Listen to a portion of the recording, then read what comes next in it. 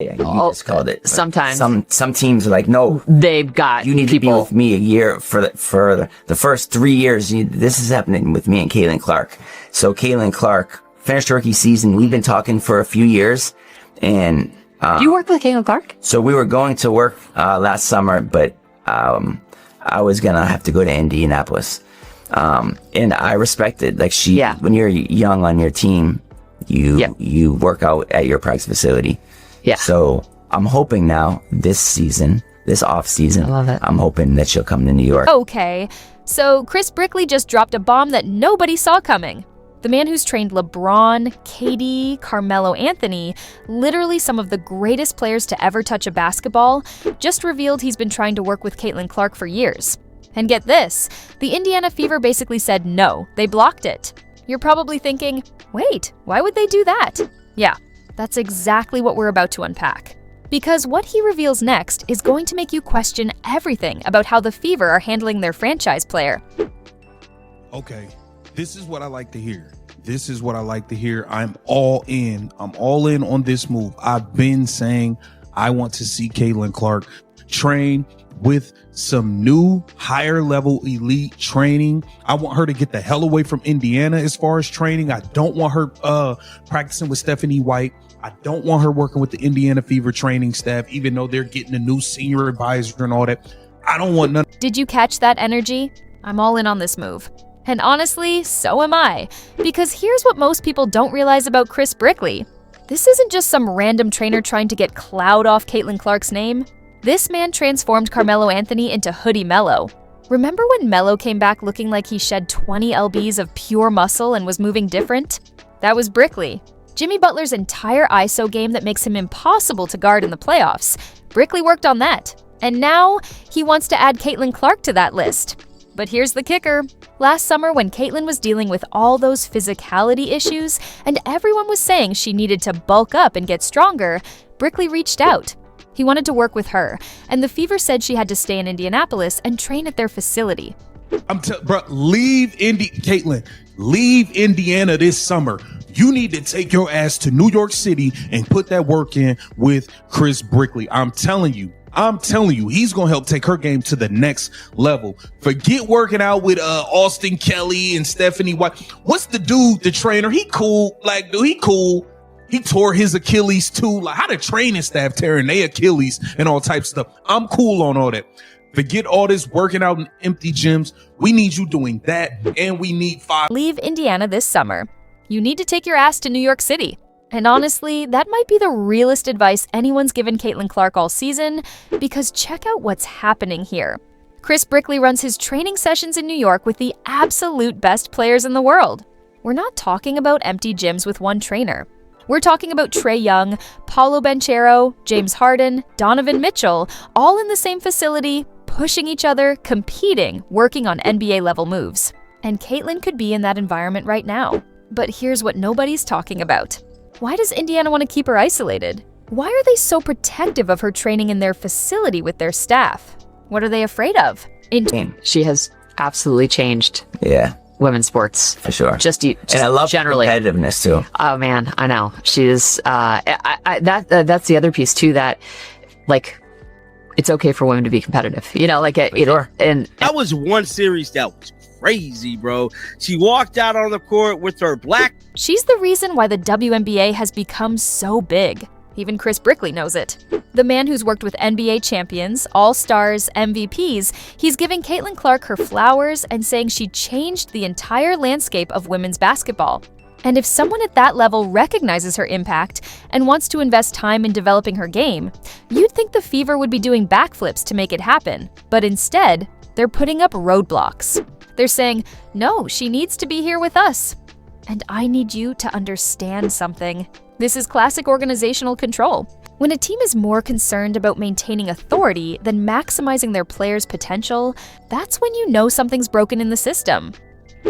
He's fired or let go of his last 4 or 5 trainers because they just wanted to shoot threes with them, and they just wanted to work on dribble, and then different shots be going. So the paint, his big Jimmy Butler thing is, if I'm making those shots around the paint, then all my other shots are going to be going. So if you actually were to watch a game and he starts the game off and he makes a few shots around the paint, he's going to have a hot night that night. His big thing, I don't know why these. You know what I'm saying? Jimmy Butler, James Harden. Come on, man. It's really cool.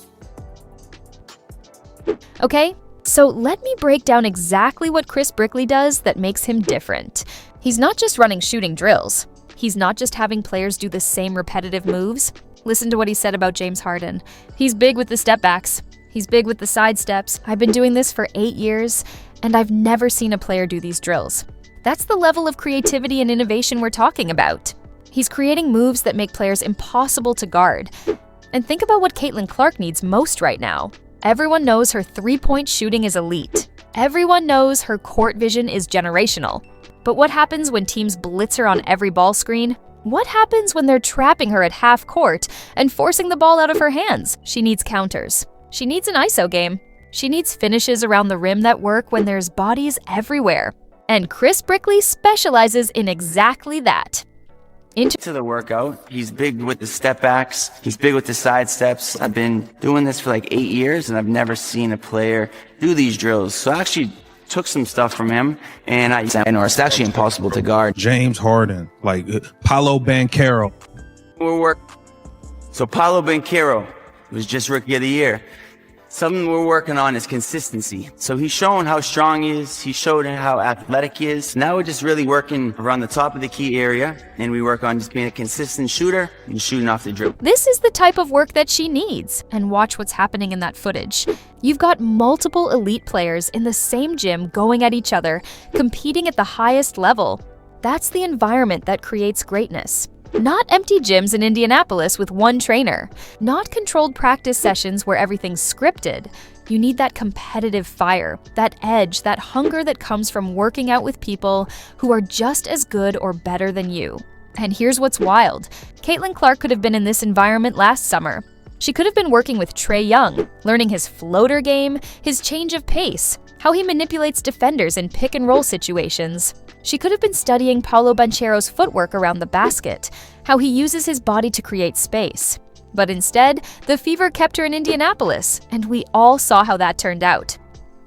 Dealt with for the 2025 season, injuries, medical staff looking questionable, which I think that whole little post about the job, which I'm gonna make a video about it probably some point this week. I got to learn a little bit more in regards to that department. But Chris Brinkley is up there. If we're talking like trainers, we're talking getting players ready. Medical staff looking questionable. And there it is. Because this isn't just about training anymore. This is about the entire infrastructure around Caitlin Clark. When your medical staff is questionable, when your training staff is tearing Achilles tendons walking downstairs at night, when your organization is blocking elite NBA trainers from working with your franchise player, you've got a systemic problem. This isn't one bad decision. This is a pattern of organizational dysfunction. And Caitlin Clark is stuck in the middle of it, dealing with injuries, dealing with inconsistent support, dealing with a front office that seems more concerned with control than with putting her in the best position to succeed. That one-on-one type of game to where she don't have to use the ball screen so much and give the other team the option to blitz her and double her nonstop. You see what I'm saying? Like if she's able to add some of these small things, bro, Caitlin Clark it's gonna be unguardable. It's just gonna be unguardable. So James Harden, he's one of the probably most creative players of our generation, and he works out in an unorthodox way. He still does a lot of fundamental things, but we also work a lot on creating space. Now watch this part closely because Chris Brickley is explaining his philosophy with Paolo Banchero, and it's exactly what Caitlin Clark needs to hear. Something we're working on is consistency. He's showing how strong he is. He's showing how athletic he is. Now, we're just really working around the top of the key area, and we work on just being a consistent shooter and shooting off the dribble. That's the evolution. You don't just work on your strengths. You identify the next level of your game, and you attack it relentlessly. For Caitlin, that next level is finishing through contact, creating her own shot when the play breaks down, and developing counters when defenses take away her primary options. And here's what makes me crazy about this whole situation. She knows she needs this. Chris Brickley knows she needs this. Everyone watching the WNBA knows she needs this. The only people who don't seem to get it are the Indiana Fever front office interview. My years here in Indiana, obviously without it, uncertainty, you don't know what's to come. But I built a life here. I love this franchise. I love the people, the fans. So we'll see what comes. If judged by the atmosphere, right? A lot of uncertainty. You don't know what's to come, man. But I built a life here. I love the franchise. I love the people and the fans. So we'll see what comes if judged. I think Caitlin Clark has the best sneaker game because she gets the most amount of free shoes. And okay, that's a fun little moment from Lexi Hull. But notice what's happening here. Even her teammates are acknowledging that Caitlin operates on a different level. She's got Nike throwing shoes at her. She's got national commercials. She's got the entire sports world watching her every move. And yet, the organization is treating her like she's a rookie who needs to follow all the standard protocols. That's the disconnect. You can't have it both ways. You can't market her as the face of the league, the generational talent, the player who's changing women's basketball forever, and then treat her like she needs to stay in your facility and do exactly what you tell her. At some point, you have to trust that she knows what's best for her development. If he can pull out things in her game that she currently has shown flashes of, and I believe he can pull out things in her game that she hasn't even shown us yet. I'm telling you, man, I think Caitlin Clark should take up this opportunity to train with a great NBA personal trainer in Chris Brickley, man. Get down in the comments. Let me know what you think about this. Welcome to Keep the Vision. I was about to say my intro again, but this is Keep the Vision. Make sure you like, comment, subscribe, share the channel. Let me know what you think about this. Should Caitlin Clark leave Indiana to go train elsewhere in the offseason? I believe she should. Should Caitlin Clark leave Indiana to go train this offseason? I believe she should. And here's why that statement hits different. Because this isn't just about one summer of training. This is about Caitlin Clark taking control of her own career. She's about to be a restricted free agent. She's built a life in Indianapolis. She loves the fans. She's connected to the community. But love and loyalty can't be one-sided. If the organization truly valued her the way they should, they would be doing everything possible to maximize her potential. They would be connecting her with the best trainers, the best medical staff, the best support system in the world. Instead, they're putting up barriers and saying, no, you need to stay here with us. That's not love. That's control. And there's a massive difference. So here's what needs to happen this offseason. And I need Caitlin Clark to really hear this. You've given Indiana everything. You've transformed their franchise from irrelevant to sold-out arenas every night. You've brought national attention, record-breaking viewership, and a level of excitement the WNBA hasn't seen in decades. You've done your part. Now, it's time to demand that the organization does theirs. If Chris Brickley is reaching out, if one of the most respected trainers in basketball is saying, I want to work with you, I can take your game to another level, you take that opportunity. You get on a plane to New York City. You spend your summer in that gym with NBA players, and you come back with moves that make you absolutely unstoppable. Because